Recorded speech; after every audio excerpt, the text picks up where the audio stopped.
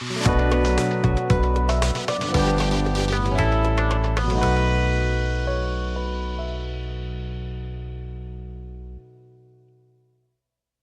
وقت بخیر. امیدوارم که خوب و خوش و سلامت باشید. میخوایم در این جلسه در مورد ضمیر ایت صحبت کنیم.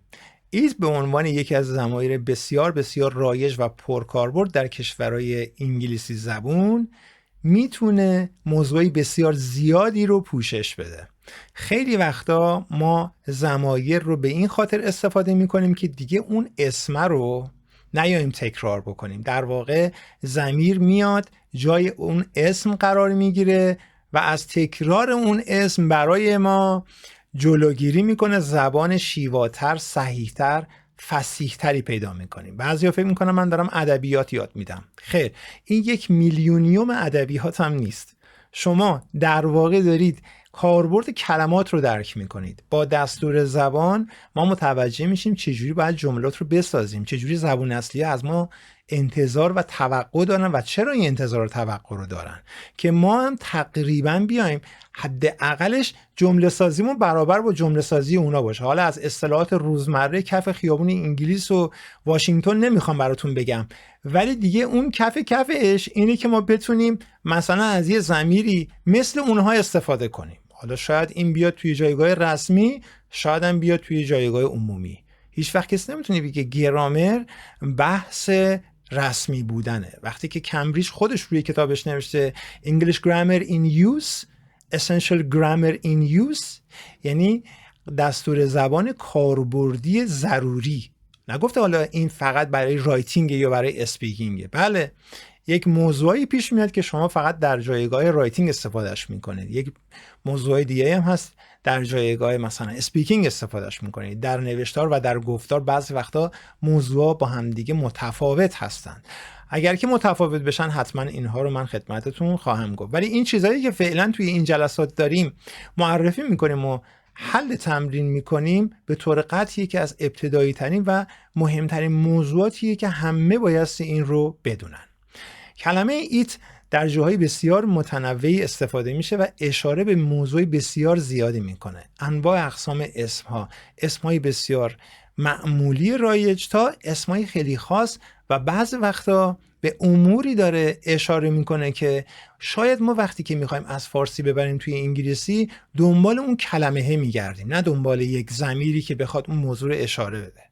خب اون موضوع اشاره توی زبون ما، اون چیزی که ما میخوایم بهش اشاره بکنیم توی زبونمون شاید یک اسم باشه، ولی وقتی که دستور زبون اونا رو نگاه میکنیم اونا میگن که نه، اگر میخوای مثلا در مورد هوا صحبت بکنی و بگی خیلی گرمه دیگه نگو ودر.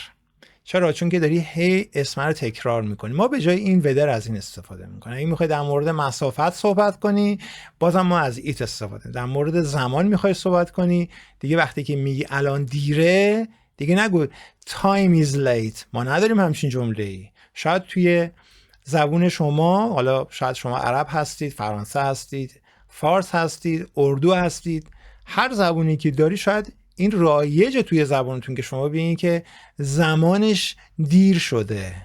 این وقتی که میگید زمانش شاید خیلی معمول باشه توی فارسی، ولی اونها همین جمله رو با یک ضمیر میگن. بذارین بریم توی درسمون. یواش یواش من یه سری جمله براتون معرفی کنم، قشنگ با هم دیگه فکر کنیم، جملات جدیدی بسازیم، بعدش هم بریم تمریناشو حل کنیم و جملات مقابل در تمرینات با قدری تفاوت در نگاه و فکر کردن. بفرمایید. خب جلسه 13 و چه زیباست این جلسه، به خاطر اینکه موضوع بسیار قشنگی رو دستور زبان میخواد به همون معرفی بکنه و میخواد به همون نشون بده قدرت زبان انگلیسی که چقدر میتونه دستور زبان برای ما کارساز باشه. خودمون دیگه بیایم کلامون رو قاضی بکنیم. اگر یک کتابی از یک نویسنده معمولی به مطالبی حالا تقریبا با ارزش یا خیلی معمولی بپردازه، شما خوشتون میاد و جذبش میشید، میخونینش، احساس میکنید که واقعا لازمه. حالا اگه میخواید یه زبانی رو یاد بگیرید یا هر چیز دیگری رو، حالا فرض نکنید که زبانه، با ما به خاطر اینکه توی زبان هستیم باید حتما مثالمون زبانی باشه. نه، مثلا درس فیزیک، درس شیمیه، درس زیست شناسی و یک مطلب بسیار مهمی رو از یک مرجع بسیار مهمی شما میبینید که 2 صفحه 3 صفحه براش نوشته شده، هرچند که برای شما خیلی خیلی این جریان ساده بوده، ولی وقتی که میخونید متوجه میشید نه، پس واقعا یک چیزی هستش که یک مرجعی به این شدت و به این قدرت اومده وقت گذاشته، 2 دونه درس برای این معرفی کرده، 2 دونه صفحه جا گذاشته و تمرین باهاش حل کرده. یعنی چی؟ یعنی اینکه این هم اندازه بوک مثلا ارزش داره. من بوک رو میدونم هم میشه رزرو کردن، یعنی جا کنار گذاشتن، هم میشه کتاب و حالا چند تا معنی دیگه، ولی دیگه نمیبینمش که بیاد توی گرامر به خودش یه درسی اختصاص بده یا چند تا درس اختصاص بده، بعد توی اون درس در مورد مطالب مختلفی در مورد حالا بوک یا هر کلمه دیگه گفته شده باشه، ولی شما میبینید که یک کلمه 2 حرفی که ایت باشه این همه داستان پشتش هست. چرا؟ بله، اینجاست که ما بایستی از اون حافظمون استفاده کنیم و یه جوری شخصمون با خبر بشه که بله این کلمه پس مهمه، که یک جایگاهی مثل کمبریج، مثل آکسفورد، مثل جاهای دیگه اومدن در موردش بحث کردن، میخوان ما رو به چالش بکشن، میخوان بگن که اگر که توی زبان خودت این رو به عنوان یک موضوع دیگه ای داری، مواظب باش که زمان انتقال حرفات، موضوعات به زبان انگلیسی این اشتباه پیش نیاد و بیایی و این رو بشناسی، از این استفاده کنی. همونجوری که خدمتتون گفتم میبینید که خیلی از کلمه‌ها اصلا این شکلی نیستن و جایگاه معنی خودشون رو فقط حفظ میکنن. آقا ما 3-4 تا دونه معنی خیلی کاربردی داریم که بچه‌های مبتدی تا بچه‌های پیشرفته میتونن از 4 تا دونه معنی در جاهای مختلفی استفاده کنن. شما کلماتتون خیلی خوبه. یک کلمه و حالا 10 ها و 100 ها کلمه داریم که میتونه از یکیش 2 تا معنی، 3 تا معنیش استفاده بشه. بعضیا حواسشون جمع‌تره، تمرین بیشتری کردن، مطالعه بیشتری داشتن، از 4 تا 5 دونه معنی یک کلمه با خبر هستن و با در واقع تمرین اون رو به دست آوردن، نه با برخورد. اگر بخوایم با برخورد فیلم و کارتون و سریال اینا بذاریم و پادکست گوش بکنیم، شاید 10 سال یاد گرفتن زبانمون طول میکشه و یک در واقع انرژی و وقت و حوصله‌ای که از دست دادیم. اما میایم یک درس گرامری درک میکنیم، مثلا مثل ایت، و میبینیم 10 ها و 100 ها هزاران جمله میتونیم تولید کنیم و در این حال وقتی که میشنویم به راحتی متوجه میشیم شنواییمون چقدر روال عادیشون پیش میره و چقدر ما سختی کمتری میکشیم در این رابطه. ایت برای اشاره است، میگیم تو یک ضمیر هستی و این ضمیر اشاره است. حالا به چه چیزی اشاره داره؟ شاید بعضی از ضمیر رو بگن که ما چیزای معمول اشاره میکنیم. این میگه من 2 تا دونه حالت دارم. حالت اولم اشاره به موضوعی عمومیه، مثلا اشاره به یک جسمه، اجسام، اشاره به حالا در واقع فیزیک یک چیزیه دیگه، میگیم بحث فیزیکی یک چیزه. مثلا میگیم که it's a large park، این یک پارک بزرگه، مثلا 25,000 هکتار. خب خیلی زیاد میشه دیگه، اصلا وحشتناک بزرگه. it is a large park. پس ببینید این ایته داره پس به یک مکانی اشاره میکنه، پس میگیم اشاره داره، اشاره به اجسام داره، به فیزیک اون شی. حالا میگم مثلا it is a table، این یک میزه. خب همین اشاره میتونه حالت دومش ما رو ببره حالت مجازی، بگیم که یه چیزی سخته یا ساده است. پس میگیم بحث در واقع مجازی، مفهومی و معنایی یک کلمه است. پس میگیم مجازی. یه کمی که پیش میریم اینها رو متافوریک میدونیم یا فیگوراتیو، توی دیکشنری FIG زده براش، میگه این به شکل مجازی استفاده میشه، نه ایتا کلمه دیگه ایو. ولی ما میخوایم این جمله رو به یک موضوعی وصل بکنیم که شما حتما نبایستی به شکل فیزیکی اون رو ببینید. میگیم it's easy، ساده است. اگر میخواید فقط به یک صفت اشاره کنید، اگر میخواید به یک موضوعی اشاره کنید میگیم که it's an easy، حالا یک موضوعی، it's an easy text. این متن ساده ایه، یعنی برای خوندنش و برای فهمیدنش. شاید به هر دوش داریم اشاره میکنیم، شاید به یکش داریم اشاره میکنیم، بستگی داره که موضوع چی بوده. پس دقت بکنید از این دو حالتی که حتما شما استفاده میکردید تا به حال، ما داریم یه جمع آوری میکنیم. میگیم این جناب ضمیر اشاره ما کجاها میاد؟ غالبا حالت شکل فیزیکی میاد و شکل مجازی هم میآید و داریم استفادهش میکنیم هر روزه. ما کاری نداریم با زمان این، چون که ایشون زمان نمیتونه برای ما تعریف بکنه. ایشون میگه که من یک ضمیر اشاره هستم، هر فعلی که با من بیاری مجبورم بیام. یه چیزیه که دست خودش نیست، میاد و منظور و مفهومی رو برای ما مشخص میکنه. پس واضح شد که این ضمیر اشاره میتونه ترکیبای بسیار زیادی رو پوشش بده. شاید شما همون کلمه بوک رو یکی دو سه استفاده بیشتر نکنید، دیگه نمیگید بوک بوک بوک، پشت سر هم دلیل نداره اونو جای مختلف استفاده کنید، ولی ایتو میبینید که میاد و موضوعات بسیار زیادی رو پوشش میده. و همین خاطر دستور زبان میگه که ببین تو چون که یه اصول و قاعده‌ای داری، بایستی بیای توی زبان و توی دستور زبان و توی این کتاب با این تمرین ها معرفی بشی تا افراد بدونن که تو فقط یک کلمه نیستی، یک ضمیر از اعضای ضمایری که توی زبان انگلیسی وجود داره فقط نیستی، تو خیلی فراتر از این حرفایی. اما بریم سراغ موارد دیگش. حالت شماره 3، وقتی که ما میخوایم مثلا در مورد یک صفتی صحبت بکنیم، توی بخش اول جمله ما میگه یک موضوعی رو شما بیارید، بگید که it، مثلا it's an easy، حالا مثل همون easy text، بقیهش میگیم to read. یا آقا اگر که شما جمله رو آوردید که دو قسمت بود، حالا با ایت شروع شده، شما میبینید که مثلا با ایت هم خیلی به کار میره این موضوع، با چیزای دیگه هم به کار میره، ولی ایت اگر اومد و توی اون بخش اولش شما یک صفت داشتید و در بخش دوم یک فعل داشتید، اون فعل رو لطفاً با مصدر کامل بیارید. یا آقا تو من هر جایی که میبینم استفاده میشه، خیلی وقتا تو وقتی که استفاده میشه دست خودش نیست، دست کیه؟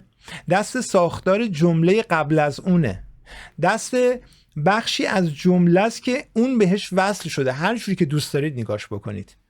to read یک بخشی از جمله است که اومده به بخش ابتدایی جمله ما وصل شده، یک عبارت شده.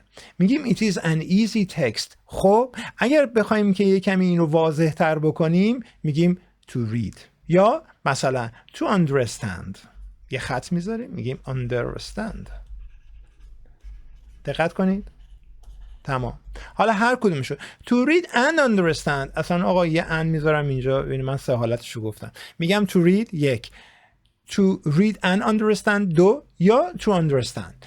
برای خوندن و درک کردن خیلی ساده است، خوندن و درک کردنش خیلی خوندنش ساده است، خیلی درکش ساده است.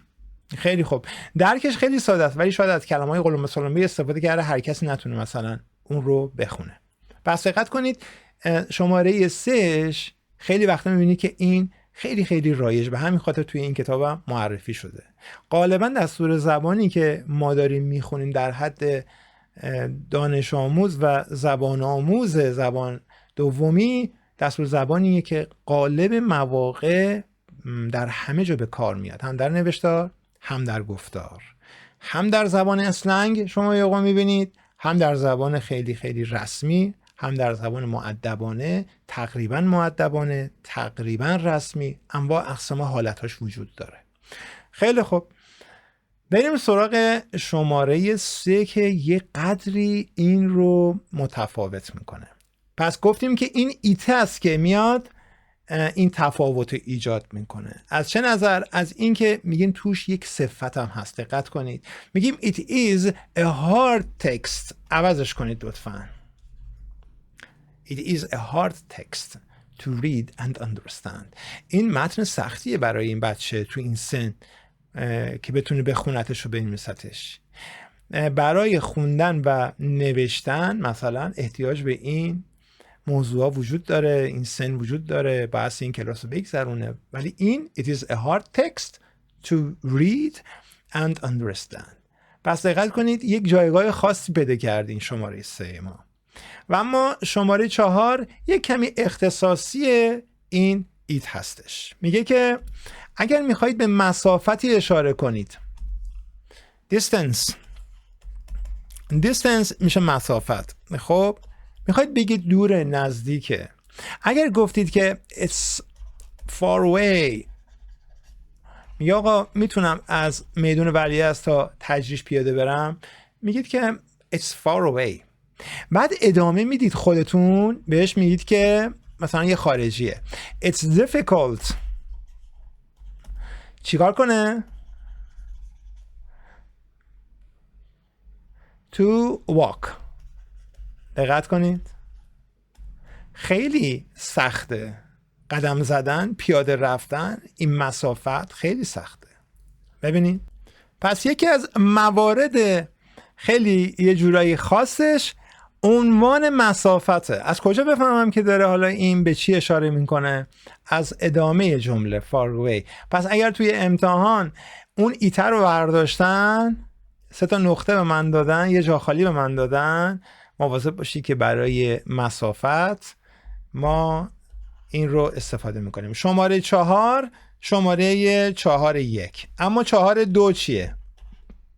خیلی وقتا در مورد هوا صحبت میکنیم، اما هوا یه قدری با مسافت حالا فرق میکنه. از چه جهتی؟ از اینکه بعضی وقتا کلاودیه عزیزان. یعنی چی؟ بعضی وقتا کلیره. یعنی چی کلاودیه کلیره؟ یعنی اینکه هوا ابریه، بعضی وقتا هوا بازه، هیچ ابری وجود نداره، میگیم کلیر. بعضی وقتا هوا تاریکه، دارکه. پس تاریکه، خیلی خوب. یه جایی میخوایم بگیم که آقا هوا بازه، هیچ ابری وجود نداره. هوا سرده، پس میخوایم در مورد دمایش صحبت کنیم. پس ابریه رو میگیم.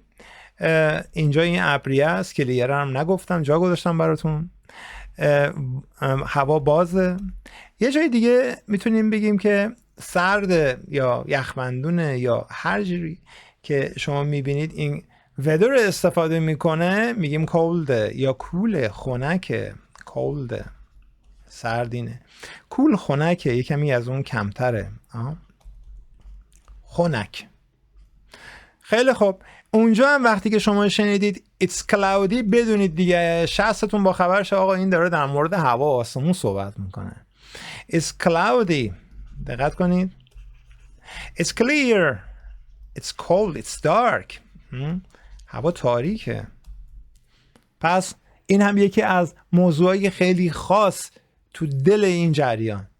خیلی وقتا ما میایم و در مورد 4.3 میایم در مورد ساعت صحبت میکنیم، میگیم تایم. در مورد تایم اگر بخوایم صحبت بکنیم چه چیزایی مثلا میتونیم بگیم؟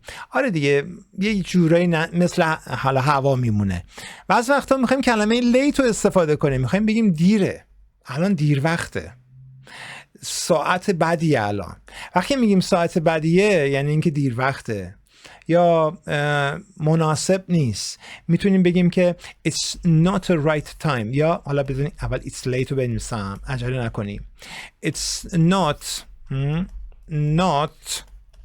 not a right time. خب یعنی اینکه زمان خوبی نیست عزیزان. این ایت بازم داره، ببینید اینجا به این تایم اشاره میکنه. وقتی که در مورد لیت صحبت میکنید دقت کنید، در مورد حتما ایت دارید صحبت میکنید. اون ایت هم حتما داره در مورد تایم صحبت میکنه. واضح شد. پس اگر میخوایم بگیم که خلاصه دیره یا رایت تایم نیست، منفیش کردیم دیگه، به راحتی اومدیم این رو منفی کردیم. خب اگر میخوایم بگیم که یه ساعتی رو بگیم hour، it's 8 o'clock. دقت کنید. it's 8 اصلا کافیه. o'clock هم نداشتید. پس it's late. It's not the right time. It's late. تایم خیلی وضعیت قشنگی داره چون که ما همیشه it's about 24 hours حدوداً 24 ساعت میگه آقا مثلا از این شهر تا مثلا اون شهر چند ساعت پروازه میگید it's about 8 hours. نگید it is 8. اینجا دارید شما در واقع ساعت رو میگید.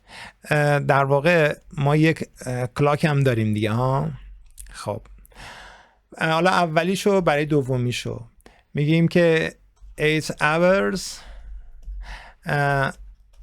it's 7 یا it's 7 o'clock. پس بعض وقتا همونجوری که خدمتتون گفتم بعض وقتا این 8 رو با o'clock میشنوید اونجا متوجه میشید وقتی ساعت رو پرسید اون طرف میگه که it's 8 یعنی که ساعت 8. اگر که گفتیم آقا چند ساعت از اینجا تا اونجا با قطار با ماشین با هواپیما میریم میگه it's 8 hours 8 ساعته. پس داره یه موقع به شما ساعت رو میده یه موقع داره در واقع دیر بودن و زود بودن رو میگه. late متضادش early. it's early. میتونیم جاهای مختلفی از این ترکیب رو استفاده کنیم. وقتی که متوجه میشیم که ایت کجاها میتونه استفاده بشه به طریقی به شکلی داریم به شنواییمون کمک میکنیم. مطمئن باشید که هم تولیدتون هم درک مطلبتون با همدیگه رقم میخوره.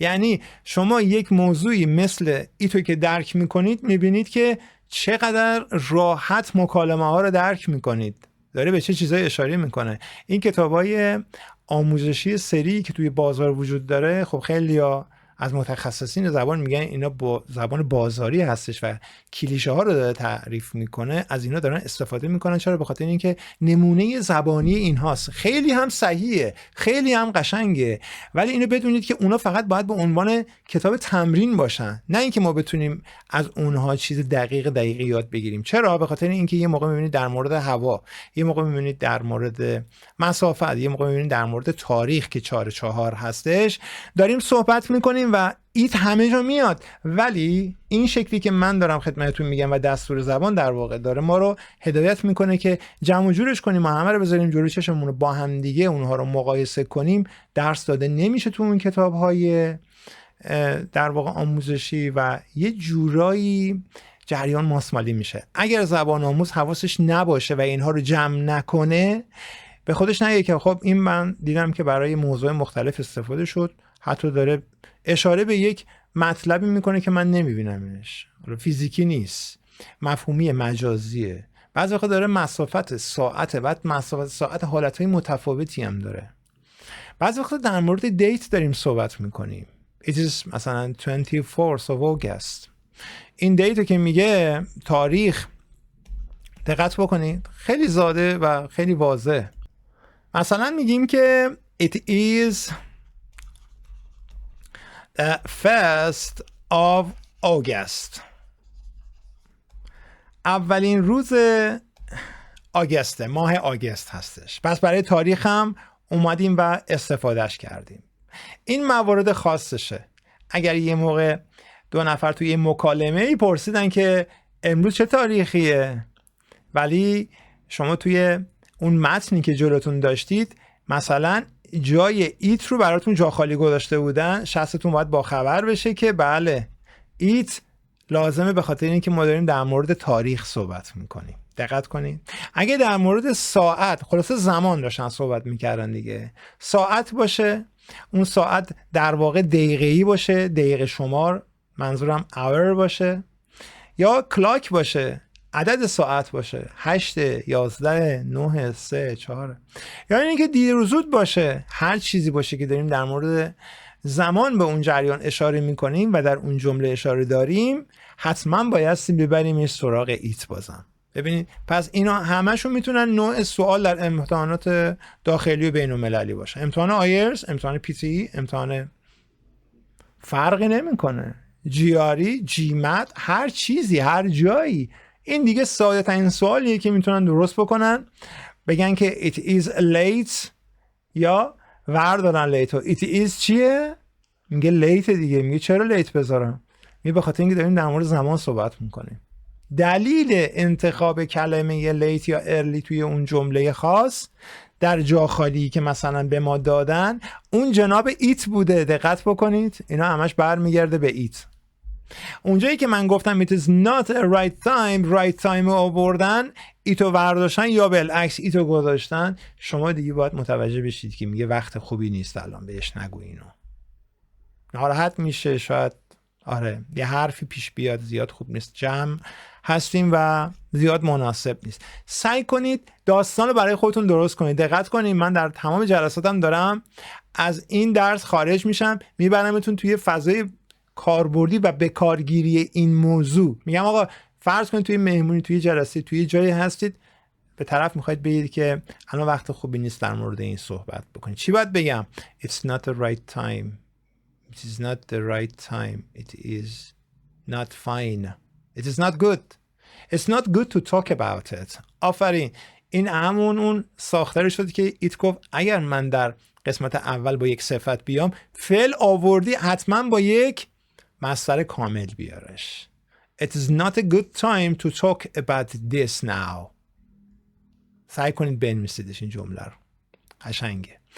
بریم توی یونیتمون، اونجا یه سری تمرین حل کنیم، جمله برابر بگیم تا حسابی این مطلب جا بیفته و ببینید که چقدر زیبا میتونید جمله ساده درست بکنید، از خودتون سوال جواب درست بکنید و یواش یواش مکالمه رو شروع کنید. وقتی که میرید سراغ اون کتابای مدل، این چقدر راحتن این کتابا. من تا الان اینا رو حفظ میکردم ولی الان دیگه اصلا احتیاج به حفظ کردن ندارم.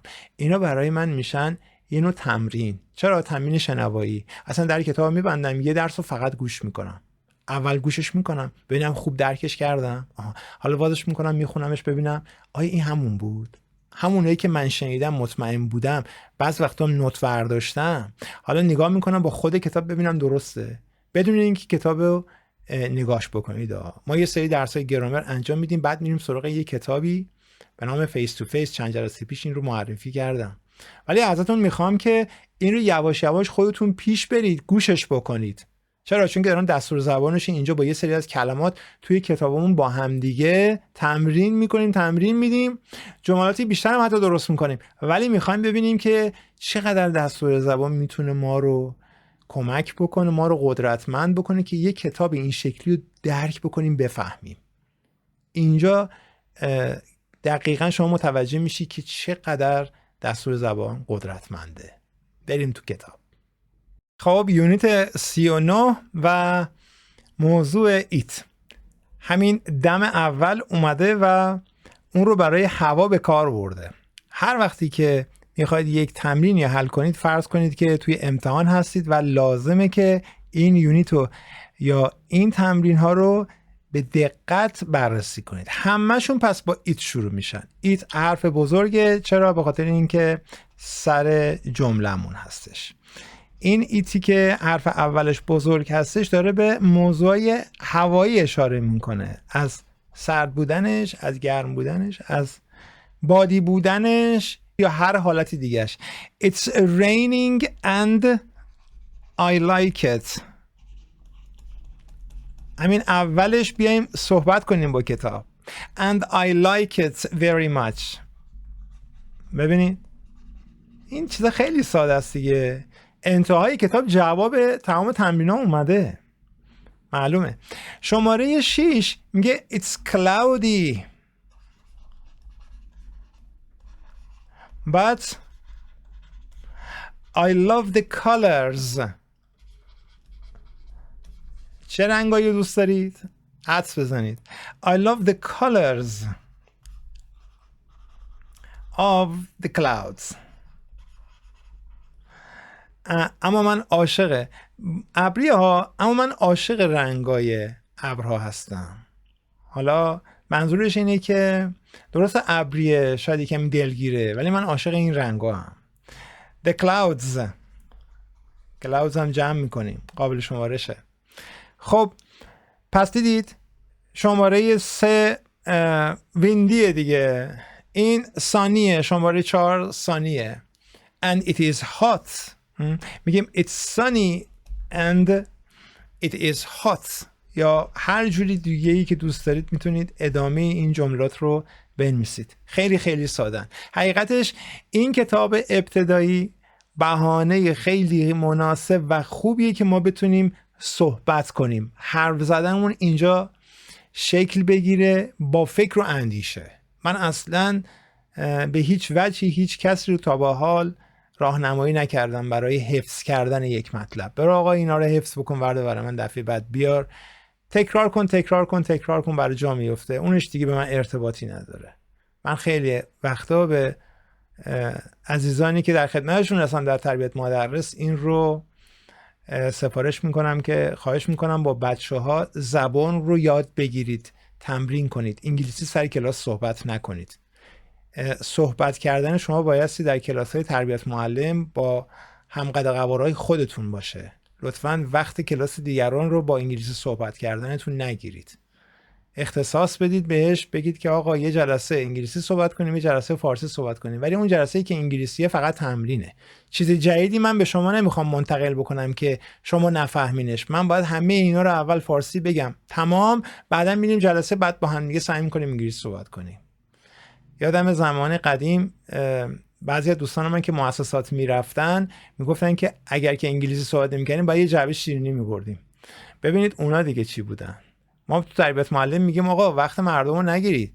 شما زبونتون رو میخواید قوی بکنید، نرید با کسایی که اصلا زبان بلد نیستن هی انگلیسی حرف بزنید زبان خودتون رو قوی کنید. این قوی کردن زبان شما حتما باید بیاد توی کلاس تربیت مدرس در بحث آزاد اتفاق بیفته. با 4 نفر همقد قواره خودتون با معلومات خودتون یه مقاله علمی رو میخونید، یه داستان درست حسابی رو میخونید، با هم دیگه تفسیر میکنید، توضیح میدید، ببینید که درست فهمیدید، اون درست فهمید، چه نکته‌ای برای شما جالبه، چه نکته‌ای برای اون جالب بوده و بحث کنید در این مورد. نه اینکه چیزای معمولی ساده رو برین سر کلاس‌های مختلف تمرین بدین به خودتون. انگلیسیتون خوب شه. این کار خیلی زشته، خیلی زشته. من به این نگاه میکنم دیگه. و الا اگر کسی بخواد واقعا بچه‌ها رو در واقع راه بندازه که صحبت بکنن، باید با جمله سازی این کارو بکنه. میاد اینجا تمرین رو حل میکنه، بعد ازشون میخواد که آقا جمله بسازید لطفاً. 39.2 خیلی قشنگه. دقت بکنید، هم ساده داره هم سوالی داره. ساده هاشو با سوالی هاشو اول برین شکار بکنید، از هم دیگه سوا کنید، بگید من اول میخوام سوالی هاشو. همه رو مثل هم تمرین رو منظورم اینه حل نکنید، یکمی خسته کننده میشه. What time is it? It's late I know. It's late I know یعنی من میدونم که دیره. It is fine. We have time. یه موقع میبینید میگه we have time. یکی از شما زمان پرسیده، شما میگید we have time. چرا؟ چون که میدونید میخواد چیکار بکنه. پس حتما این نیستش که شما بگن what time is it و شما بگید 8 o'clock. نه، سعی کنید موضوعای مختلفی رو، ببینید بازم دارم میگم، تولید بکنید. شماره 6 میگه okay to call you at your office. Is it okay? is که میدونید با حرف بزرگ بایستی شروع بشه چون که اول جمله‌مونه. Is it okay یعنی مشکلی نیستش که من با دفترتون تماس بگیرم، اونجا بگم آقای فلانی رو میخوام. نمیگن که آقا اینا کیان هی تون دارن زنگ میزنن. شاید کسای دیگه هم به زنگ بزنن طرف ناراحت بشه، شاید تنها من نباشم. این مطلب یعنی این زنگ زدنه داریم به اون اشاره میکنیم. مشکلی پیش نمیاره برات؟ Is it okay؟ پس ببینید ما داریم به یک موضوعی اشاره میکنیم اینجا. میگیم که no it's fine. No it's fine. نه خوبه. I will wait for you. Okay? I will wait for your call. هر چیزی که دوست دارید. من سعی میکنم از ساده ترین ساختارها استفاده کنم و جمله بسازم، شما هم همین کار رو بکنید. I will wait for your call یعنی من منتظر تماست هستم. Do you want to walk to the hotel؟ میخوای تا هتل پیاده قدم بزنی؟ میگه I don't know. How far؟ اینجا داره مسافت رو میپرسه. دقت کنید. How far is it؟ به خاطر همین خدمتتون گفتم که اول بیاید سوالاشو شکار بکنید، سوالاشو جواب بدید، بعد بعضی از سوالاشو جواب بدید، بعد برید نگاه کنید تای کتاب ببینید حالا این سوال جوابه و این جملاتی که خودتون هم اضافه کردید خوب بود یا نبود. شماره 7 پس خوبه، داره در مورد مسافت میپرسه، ببینید تو دفترچه یادداشتتون. شماره 6 هم همینطور داره در مورد یک موضوعی میپرسه و داره از یک موضوعی در واقع حرف میزنه، داره به اون اشاره میکنه. سوال اون موضوع است. پس how far is it? It's about 5 kilometers. واو 5 کیلومتر، ولی خوبه شام حسابی میتونیم بخوریم. It's about حالا هر چقدر. It's about 5 kilometers. 5 کیلومتر. It's not very far. بعضیا اینجوری میگن ها. It's not very far. زیادم دور نیست. I don't believe it. شماره 9. It's impossible. غیر ممکنه همچین چیزی. یه کسی یه چیز تعریف کرده میگه ماشین ارزون شده. خیلی هم ارزون شده. I don't believe it. It's impossible. میگه که yes, it's a lie. It's a lie. حالا من چیم؟ I'm kidding. دارم شوخی میکنم باید. دروغ بود. این یه دروغ بود. It's a lie. یا I am lying. بله اونم میتونید بگید. پس دقت بکنید، ببینید ما داریم با کتاب حرف میزنیم، شما هم صحبت کردن رو شروع کنید. فکر نکنید که یه جلسه پیش میاد شما برید توی یه جای خصوصی وایسید قشنگ صحبت کنید هی جمله. نه، شما باید اینقدر اینها رو بیارید اینجا بسازید، فکر کنید، فکر و اندیشه. نگاهتون باید متفاوت بشه به اینکه تمرین حل کردن تنها خیلی خیلی کمه، نه اینکه بده، نه اینکه بی خودیه، خیلی هم واجبه، خیلی هم مهمه. ته کتابم جواب هست، فقط یه پله و پله های دیگه ای هم وجود داره. خدمتتون گفتم توی کامنت ها بنویسید که از این تمرین خسته شدید یا نه، از این تمرین چیزی یاد گرفتید یا نه. اگر خسته شدید، چیزی یاد گرفتید، دیگه کامل هستید، بریم تمرین بعدی. من تا شما اعلام نکنید که از این تمرین خوشتون اومده یا نه، چقدر دوست دارید که بریم تمرین بعدی، من نمیتونم برم تمرین بعدی. چرا؟ چون که گفتیم دوستان بگو بشنو باشه دیگه ها. آره این بگو بشنوه لذت بخش میکنه. درسته که جلسمون مجازیه ولی شما هم اینجا هستید، خلاصه یه روزی میاد و نگاه میکنید. اما اینجا شماره 39 3 همش یه جورایی WH questionه. گفته از با این WH question ها مسافت های مختلفی رو بپرسید. یادتون باشه how far خیلی خیلی کاربردیه توی پرسش مسافت. how کلن کلمه سوال بسیار زیبایی در جاهای بسیار مختلفی میاد. how far is it؟ is it داره به مسافت اشاره میکنه. دقت کنید این ایته. from یک جایی، from یه ایکسی، to دقت کنید یه ایگرگی ها، اینجوری در نظر بگیرید. حالا فرمولیه دیگه، من میدونم توی دبیرستان توی دانشگاه همه این کارا رو کردن و نمره 20 هم گرفتن، اما مهم اینه که بتونن صحبت کنن. پس میگیم how far is it from the hotel؟ همین هتلی که توش اقامت داریم. چرا د داره این هتله؟ همین هتل خودمون دیگه، هتلی که الان هستیم اونجا. چقدر از هتل تا اون ساحل مسافت هست؟ یعنی اون هتلی که گرفتیم داریم میریم اونجا. آره مثلا میگه 20 دقیقه است، 10 دقیقه است، زیاد دور نیست. اتوبوس داره ما رو میاره، همیشه اتوبوس هست، خیلی هتل مجهزه. خب پس مشکلی نیست. پس میگیم how far is it from یه چیزی. how far یادتون باشه حتما باید چند تا از اینا رو ببرین توی دفترچه یادداشتتون.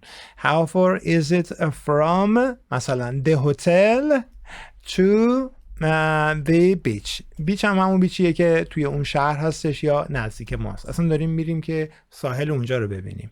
your house the airport همون فرودگاهی که میشناسید دیگه، فرودگاهی که شهرتون کجاست.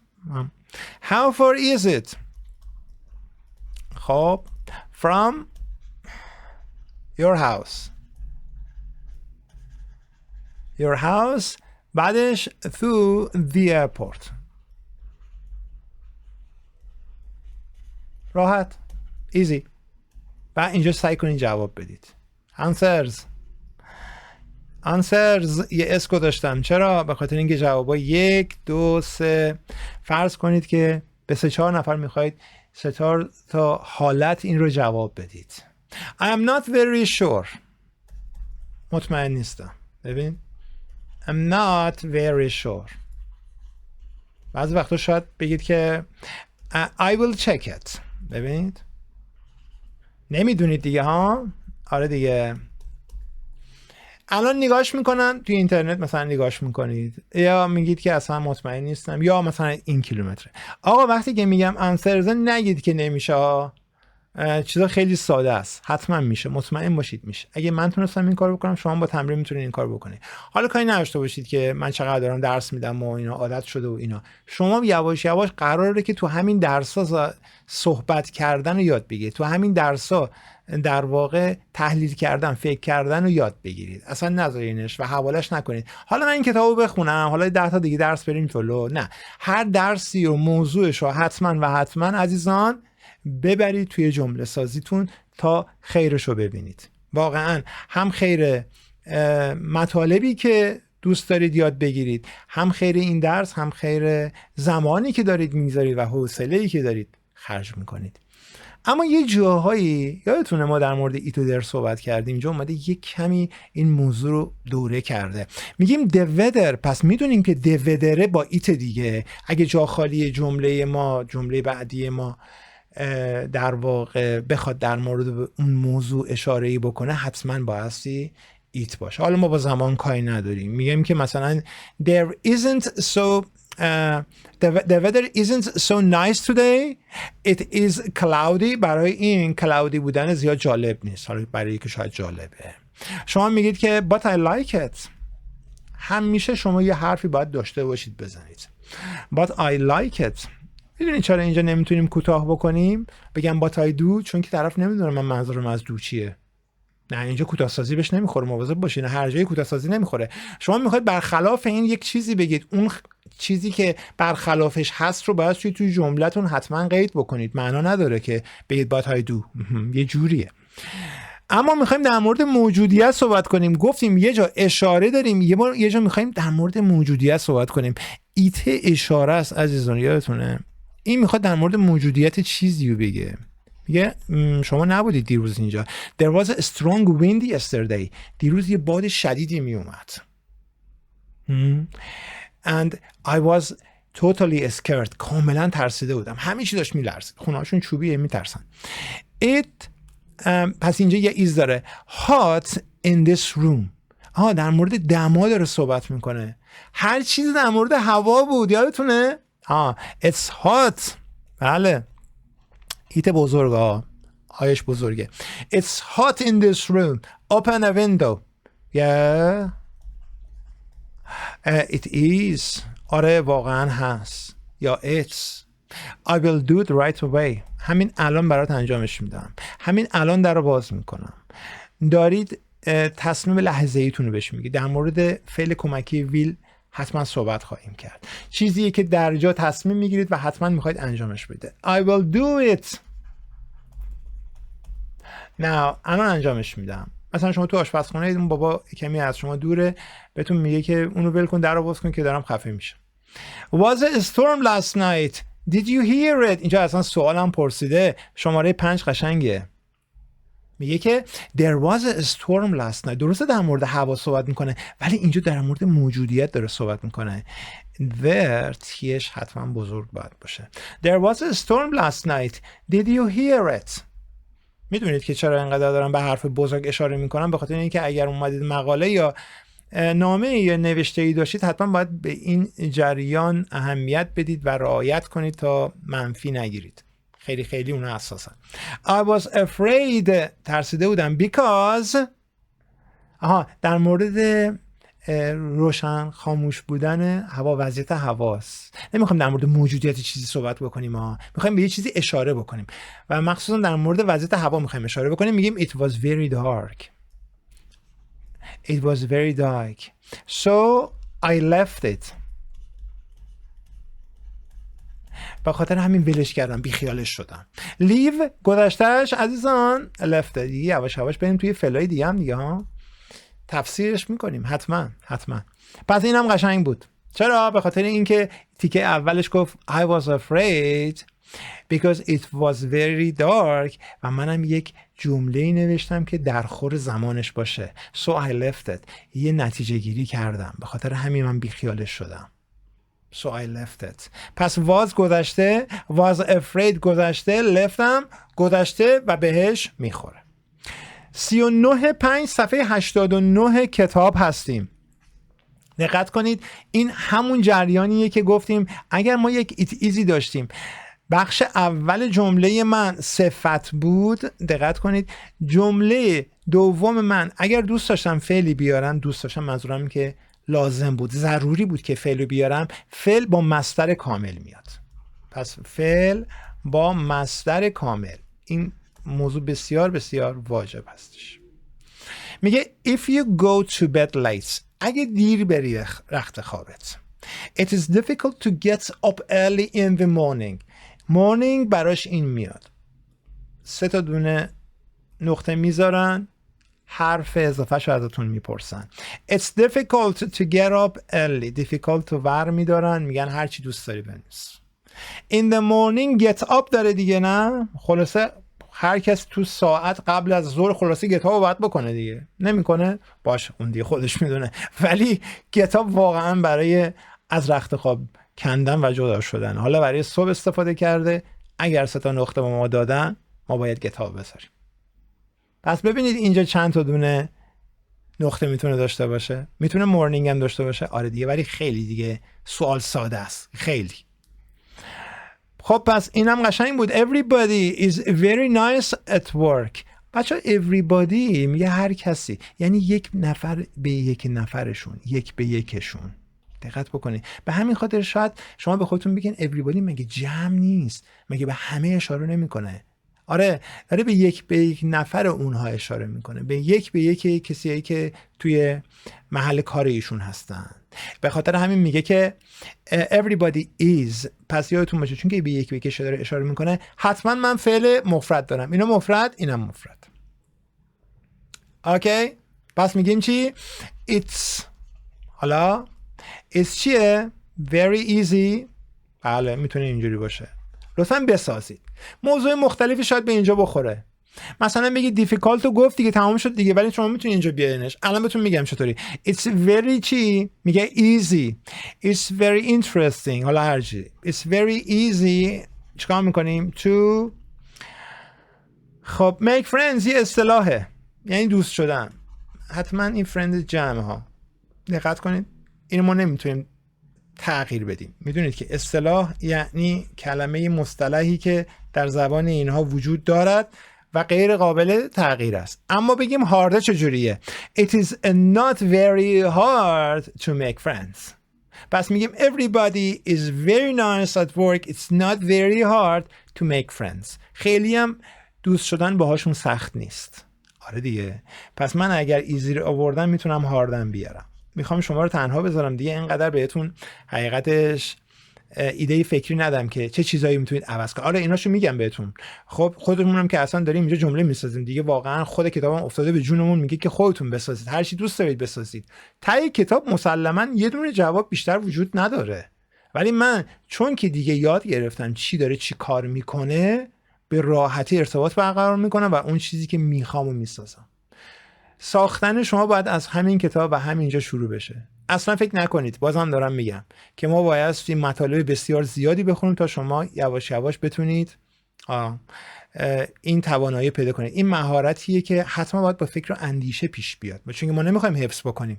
ما که در مورد این مطلب گفتیم ما نمیخوایم بریم کتاب داستان بخونیم حفظ کنیم، نه کتابای دوره‌ای و متداولی که توی بازار هست میخوایم باهاشون ارتباط برقرار بکنیم و اونا رو بخوایم حفظ بکنیم و یه جا بخوایم اونا رو معرفی و تعریف بکنیم. نه، به هیچ وجه.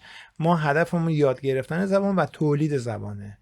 مطمئن باشید اگر که این کارو بکنید، این تنوع رو ایجاد بکنید، یواش یواش اون خلاقیت زبانی که بعضی میگن آقا طرف خلاق نیست توی زبان، یا مثلا من این پسرعمویی دارم 6 تا زبان بلده، اصلا خلاقه، شاید داره از این روشی استفاده میکنه، پیدا کرده سرنخو گرفته.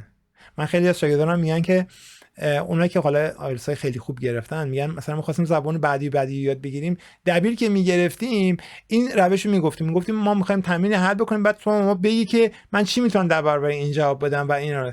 میگفتن که خیلی جالب، گفت دبیر فرار میکرد اصلا، گفت نه آقا من اصلا اینجوری نمیتونم، اینجوری ندیدم و اینا. تازه طرف مثلا فارغ التحصیل فرانسه و انگلیس و نمیدونم کجا بوده، تو زبان اسپانیش یا زبان فرانسه، زبان آلمانی، طرف خیلی شاکی شده و فرار کرده. چرا؟ چون که خب عادت کردن به حفظ کردن مطالب. هیچ عادت خوبی نیست. مطمئن باشید وقتی که تو اونجا میذارید، اگر که نصفش اینجا بگذارید، میبینید که توانایی و قدرتی پیدا میکنید که خیلی خاصه.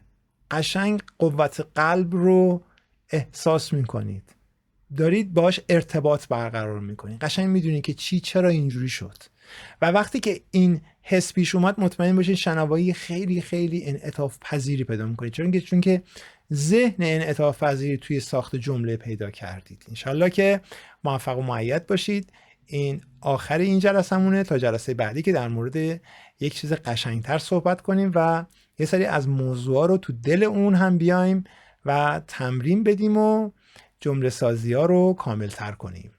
موفق و مؤید باشید. خیلی مراقب خودتون باشید. بدرود.